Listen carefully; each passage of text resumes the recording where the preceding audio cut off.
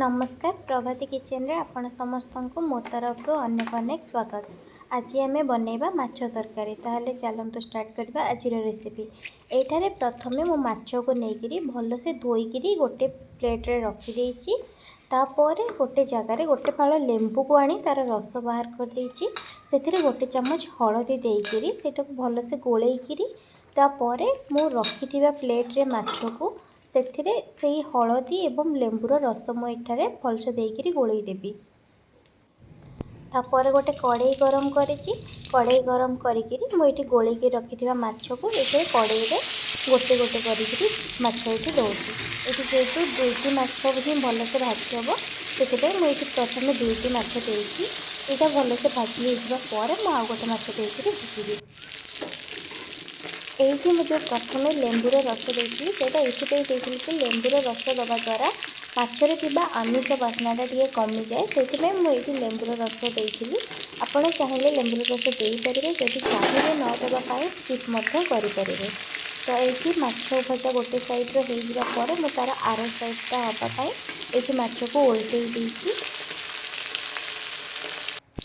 ये देखो दुईटा जाक माछ हो जाए भलसे। तो मुझे ये माछ को गोटे जगार काढ़ी रखीदेवी।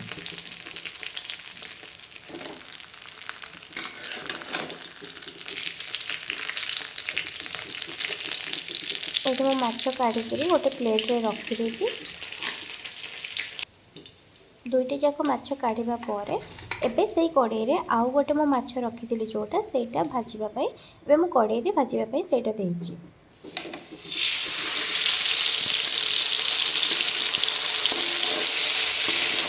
एटा गोटे साइड हवा पर्यटन मुझे वेट करी। गोटे साइड होगा मु तार आर साइडटा को ओल्टे देवी।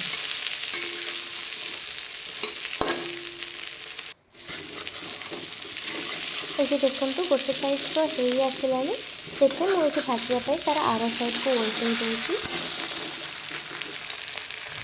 ये आर साइडटा हवा पर्यटन मुझे वेट करी आर साइडटा भलसे माछटा होपर मुझे प्लेट को काढ़ी रखीदे। ये देखो तो माछ भजा आमर हो सारी। तो तापर मुझे माछ तरकारी बनवाई एबे मसला रेडी करी। से प्रथमे मु गोटे मिक्सर रे गोटे चामच मु सोरिष गोटे चामच जीरा को देकर प्रथमे ग्राइंडिंग कर देइछि। इटा टिके ग्राइंडिंग हो जिबा परे मु एथिरे कंचा लंका एथिरे 3-4टी रसुण 10-12टी एवं छोट खंडे अदा को देकर सेटा को भलसे ग्राइंडिंग करदेवी। ये देखो मुझे भलसे बाटी नहीं। तापर एबे जो कड़े गरम जो थे भाजी थी माछ को मुझे कड़े रे किसी तेल देती। तेल भलसे गरम हो सारापर ये मुझे किसी गोटा मसला ऐड करी।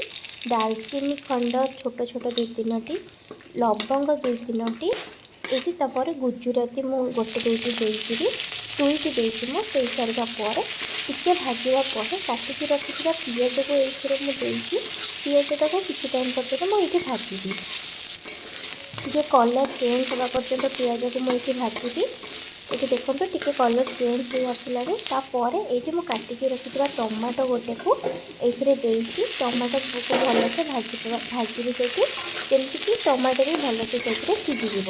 टमाटो भाजवा भितर टमाटो सहित पिज भलसे भाजी हो ये किसी टाइम पर्यटन भाजला मुझे गोटे चामच लुण गोटे चामच हलदी ये आड करटा को आड कर भलसे गोलैबी। किसी टाइम गोलैया मुझे टिके पानी देकर गोलैकी किसी टाइम पर्यटन छाड़ी देती जमीक टमाटो पिज भलसे भितर सीझीज।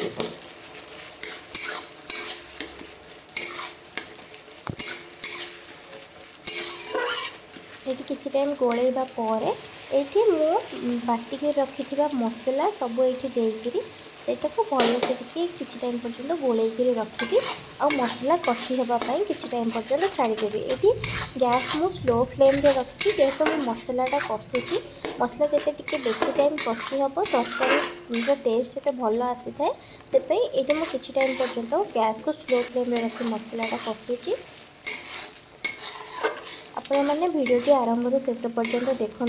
जब भिडियोटी आपको भल लगे ताहले लाइक सहित शेयर करदे आदि मो चैनल रे नुआ थे ताहले सब्सक्राइब करदेवे। सब्सक्राइब करने सहित पाखरे थी छोट बेल आइकन को क्लिक करदेवे जहाँद्वारा मुझे जहाँ भी वीडियो अपलोड करुँची ताହାର नोटिफिकेशन आपण पाखे पहुँची पार।